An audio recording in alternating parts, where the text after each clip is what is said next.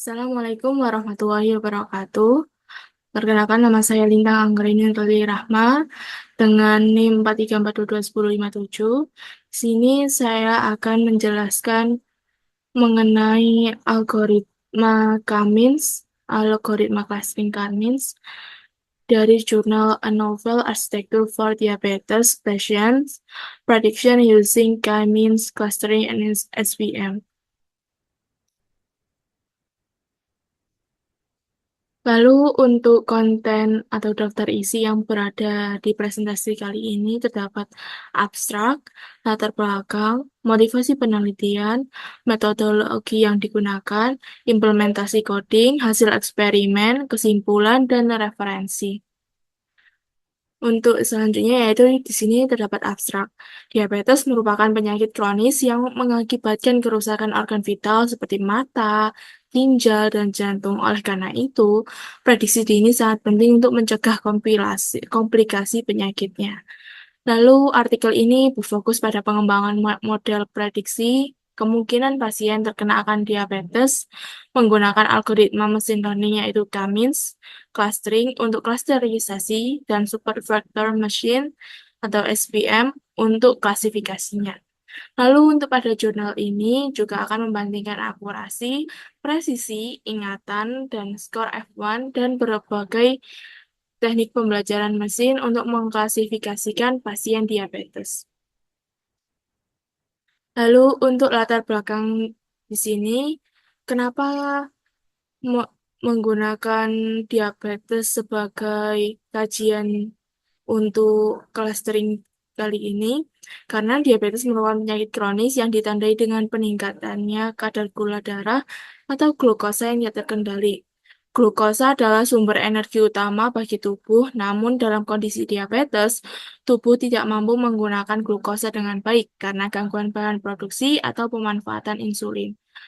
Di sini terdapat juga tiga tipe utama diabetes. Yang pertama, diabetes mellitus tipe 1, yaitu terjadi ketika pankreas tidak memproduksi insulin, yang menyebabkan tubuh tidak bisa mengkontrol kadar gula darah.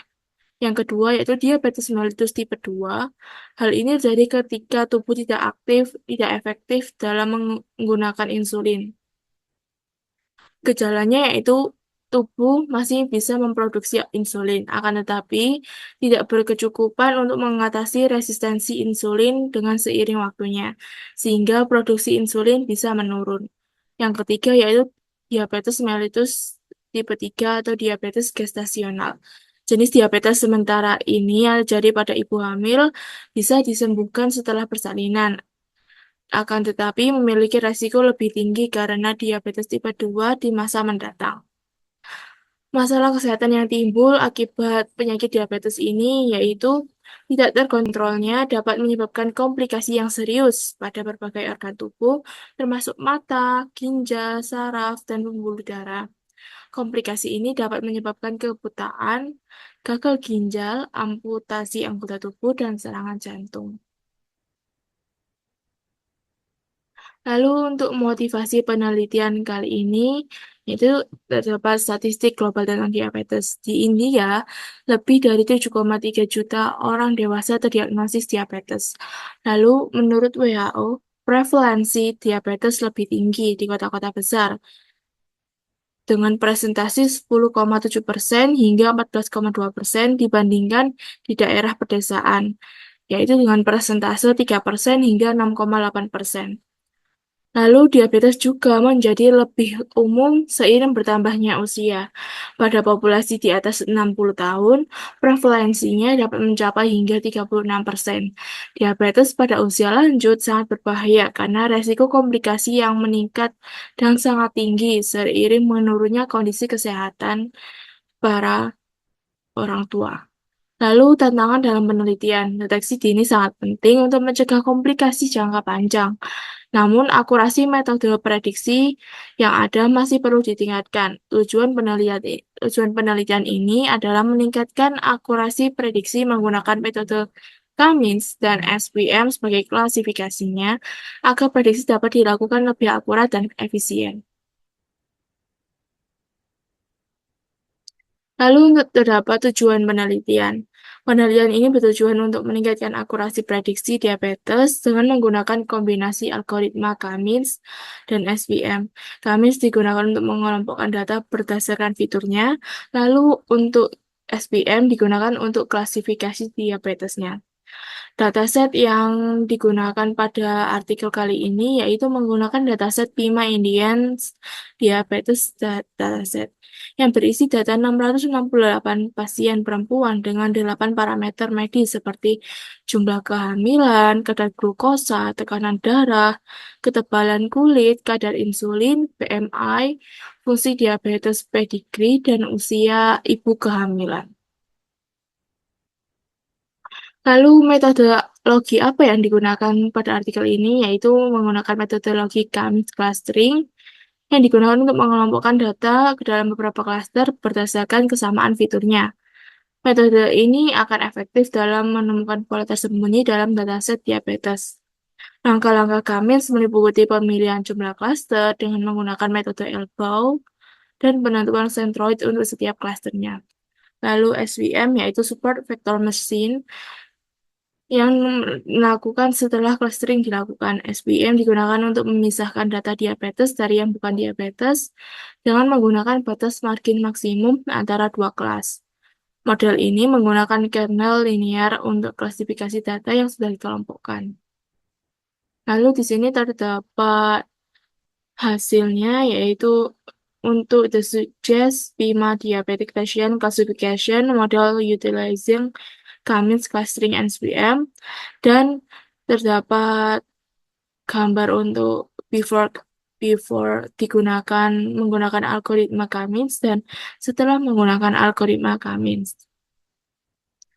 Lalu untuk selanjutnya yaitu pembahasan implementasi coding.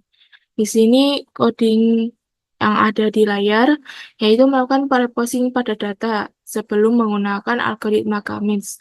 Preprocessing digunakan untuk mengecek apabila ada missing value yang ada di dalam dataset dan juga mengecek nilai yang outlier setelah melebihi tingkat STD-nya.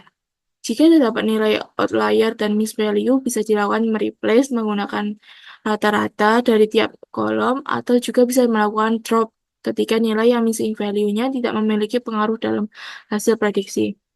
Untuk coding di atas akan menampilkan dataset semua, lalu mengecek missing value, dan menampilkannya, lalu menampilkan baris yang memiliki nilai missing value, terus mengecek outlier pada setiap kolom, dan akan menampilkan nilai outlier di dalam setiap kolomnya.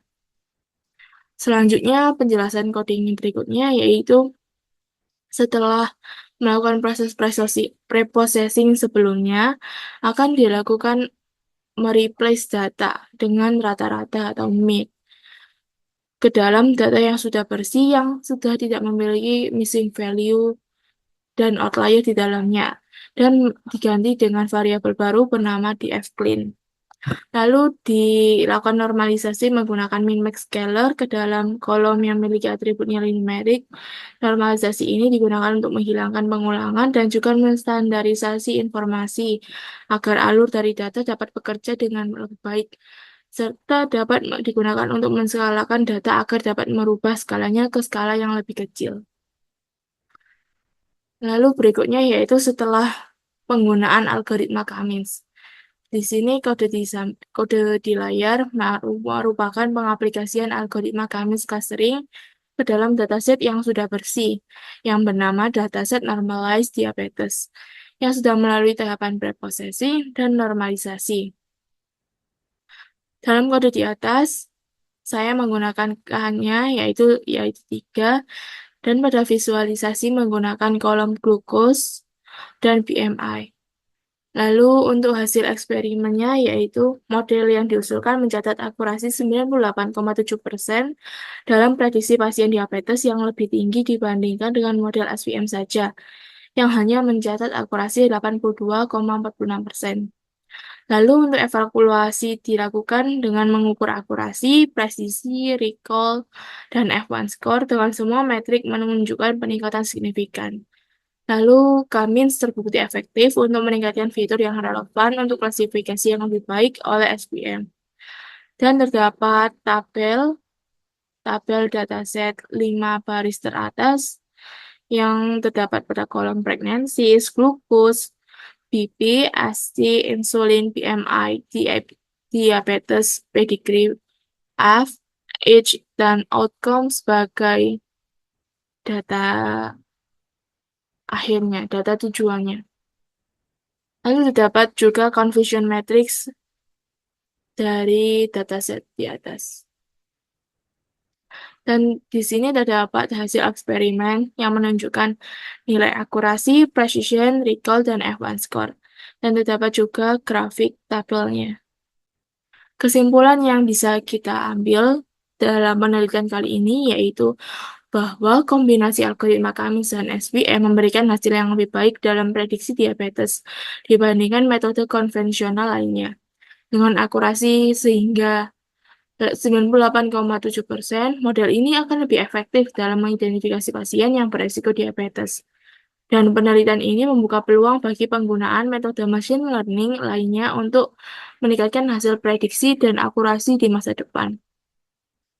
Sekian, sekian, dan referensi yang saya gunakan yaitu A Novel Architecture for Diabetes Patient Prediction Using K-means Clustering and SVM oleh pengarang Nitin Aurora, Anupam Singh, Mustafa Zuhair Nayev, Aldabah, Sumit Kumar Mitra yang dipublish pada 24 Agustus 2022 dengan pasien yang berada di India. Sekian presentasi saya kali ini. Wassalamualaikum warahmatullahi wabarakatuh.